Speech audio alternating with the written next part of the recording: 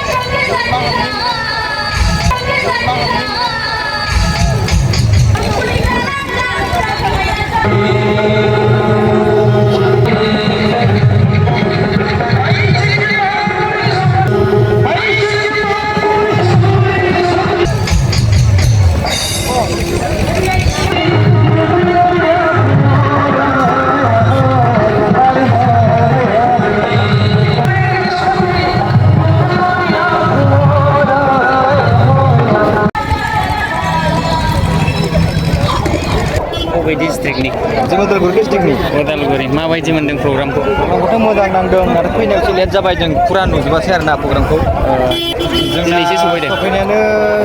11-12 जाफैदों दिनैसो हरथा फैयाखै गेवलां नायनायसो फैदों आरोना गेवलाङाव फैदोंमोन मोनजानायाखिसै ओंखामफोरखौ ओंखाम मोनजादोंमोन माबायदि मोनखो लास्ट मोजाङानो जादों मोजां मोनदोंना दे गोजोनथों जिरायखै नंमारगौ बे मोसाखांबानो साहा होग्रोदो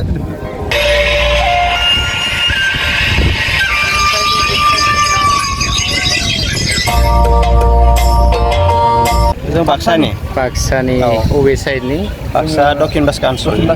बेहाय दंफैयोमोन थान्दैयाव सानथाम थादों माबायदि मोनखो एक्सपिरियेन्सथ' मोजाङानो मोजां जानाय थानायफ्रालाय जानायफ्राबो मोजांखौनो नांगोन खस्थ' खालामना जानांगौ आरो एसे बिदि प्रग्रामफोरावथ' एबसुनि प्रग्रामफोराव साबसिनानो जादों ना मारै साबसिनानो ना दे गोजोननाय थाबायसै बडिफ्रा सोलाय सोल' जाबाय नामा मास मोनसेनि थाखाय एक्सटेनसन खालामदों बडि सोलायनाय अनलि मास मोनसेनि थाखाय बेनिफ्राय मारै खालायगोन सिटुवेसनखौ नायनानै मास मोनसेनि उनाव गावसोर जिरायगोन सिक्रेटलि जिरायगोन जिल्लाफोरखौ लेंहरनानै जिल्लाफोरजों सावरायलायगोन अबाव जिरायगोन बेनि जायगाखौ खालामनाय जायाखै खालि प्रेसिडेन्टनिल' थाखाय ना मा गासिबो गासै बडि अल बडि थेंक इउ सै thank you all the best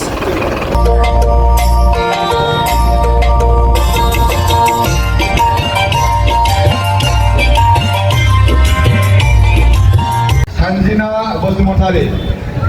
मा नाम नानि मा नाम माखौ मोसागोन मा मेथाइ मोसागोन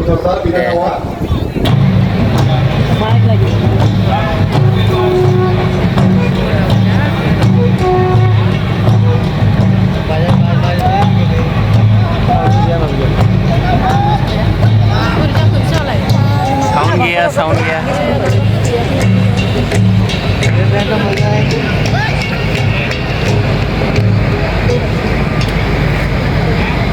जथुम्मा जाय जथुम्मायाव भारतनि नखर मन्थ्रिया गाहाय आलासि महरै नुजाथिगोन आरो दिनै बेवहाय जोंनि हारिनि गाननाय उखैनाय बायदिसिना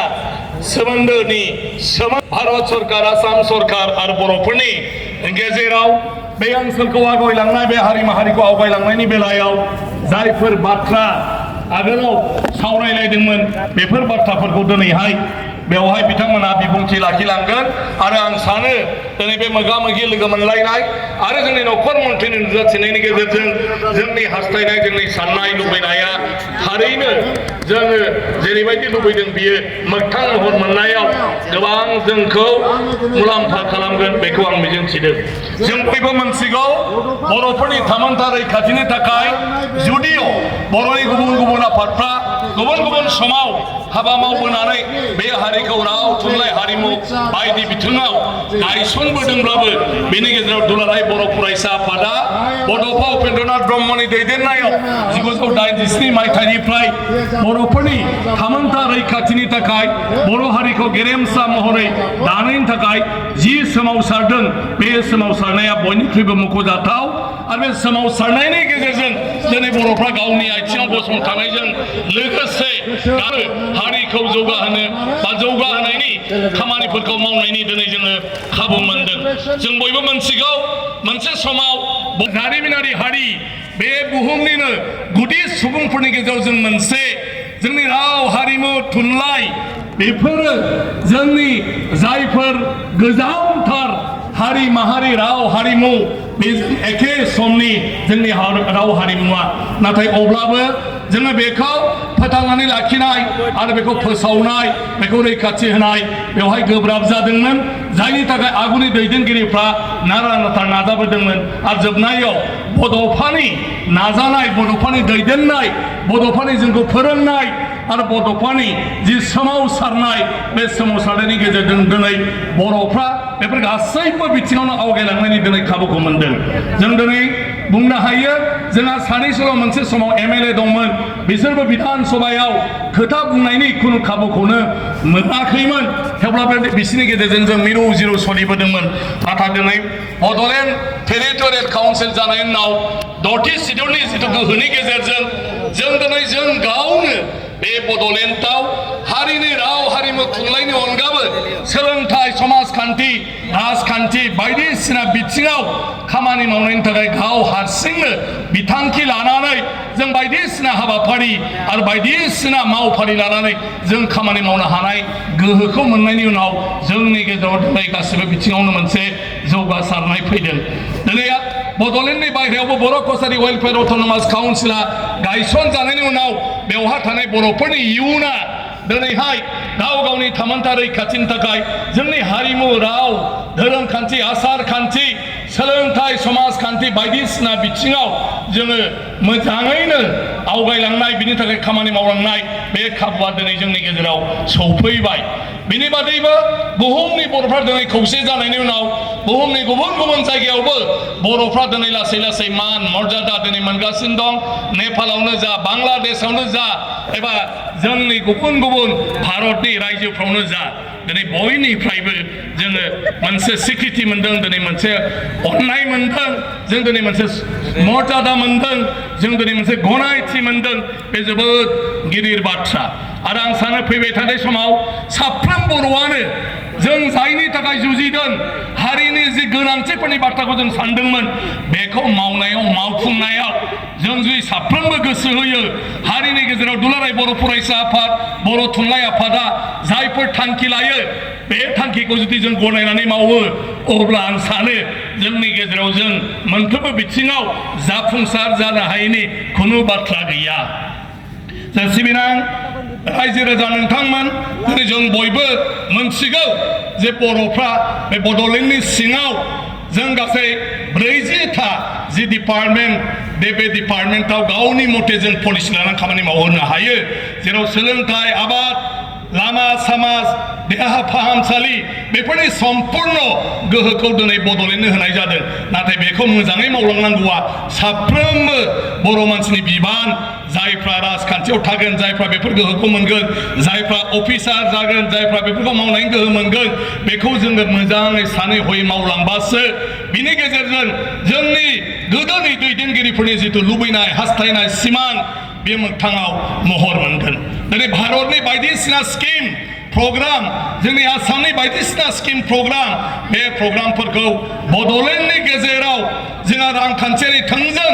बेखौ गोहो गैयाब्लाबो नाथाय बे स्किमफोरखौ जों मावनायनि बे स्किमफोरखौ डिजाइन खालामनायनि बे स्किमफोरखौ जों नांगौ रोखोमनि महर होनायनि बे गोहोफोरखौ दिनै मोनजोब्बाय नाथाय जों बेखौ मावफुंनायनि बेलायाव साफ्रोमबो मानसियानो सांग्रां जानानै मावलांब्लानो जोंनि जिथु साननाय लुबैनाय हास्थायनाय बे एसेब्लाबो मोगथां महर मोनगोन गतिके दा गासिबो जोंनि गावनि बिबान मोनसे हारिया दावगालांनांगौब्ला खालि दुलाराय बर' फरायसा आफाद बर' थुनलाइ आफाद आरो गुबुन गुबुन माहारियारि आफादनि सायावल' जों लामा नायबाय थाबा जाया साफ्रोम बर'आनो गाव हारसिं गावनि मोनसे नाजानाय थानांगौ जोंनि समाजाव लेखा गोरोंनि थाखाय जों बयबो सावरायबाय थायो मारै जोंनि समाजा जेब्लायबो फरायनायनि गेजेरजों साफा साफा मोजां अफिसार जानो हायो गावखौ गायसननो हायो नाथाय बेफोरनि बेलायाव जोंनि गथ' गथाया जुदि लेखा गोरों जानांगौब्ला अब्ला जोंनि साफ्रोम गथ' गोनां बिमा बिफाहा निजस्व मोनसे सेस्था थानांगोन नाजानाय थानांगोन कुनु स्कुल कलेज कुनु इउनिभार्सिटि कुनु सरकारनि पलिसिया जोंनि फिसा फिसौखौ लेखा गोरों खालामनो हाया अदेबानि साफ्रोम बिमा बिफाया जुदि गावनि फिसाखौ गिदिर मानसि खालामथारनो डाक्टार खालामथारनो इन्जिनियार खालामथारनो होननानै बेबस्था लायोब्ला ओरैबायदि मोनसेबो न'खर थाया जाय न'खराव जोंनि गथ' गथाया लेखा गोरों जाया बे खामानिखौ दिनैनि दिनाव दावगाखांनाय बेफार बानिज्य बेफोरखौबो जों गावनो मावनांगोन गावनो नाजानांगोन अब्लासो मोनसे हारिया मोनफ्रोमबो बिथिङाव दावगालांनो हागोन गोबां जोंहा बुंथिगिरि दं आं आरो गुबुन बाथ्रा बुंनो सानाखै आरो बेबायदि मोनसे सिन्थानि गेजेरजों थांबाय थायोब्ला जोङो हारिखौ जेरै लुबैदों हास्थायदों बेबायदि दानानै लानो हागोन थांनाय 13 तारिखनिफ्राय दिनै खामानि मावनायनि सुबिदा मोनदों 13 तारिखनिफ्राय जानाय जथुम्मायाव आङो दिनै बेखौनो बुंनो लुबैदों जे दतमा बड'फा फोथाराव जालांनाय बे दुलाराय बर' फरायसा आफादनि जथुम्माया दिनै भारतनि नखर मन्त्रि अमित शाह आरो आसामनि गिबि मन्त्रि गाहाय आलासि आरो थांखि जानाय आलासि फैनायनि गेजेरजों बेयो जाफुंसार जाबाय होननानै आङो दिनै फोसावनो लुबैदों बेनि थाखाय रायजो राजाफोर बे जाफुंसार जथुम्मानि मुङाव नोंथांमोना बयबो खेबसे गोसो सारनानै आखाइ खबनानै जों जाफुं सेलेब्रेट खालामनांगौ दा कंग्रेचुलेसन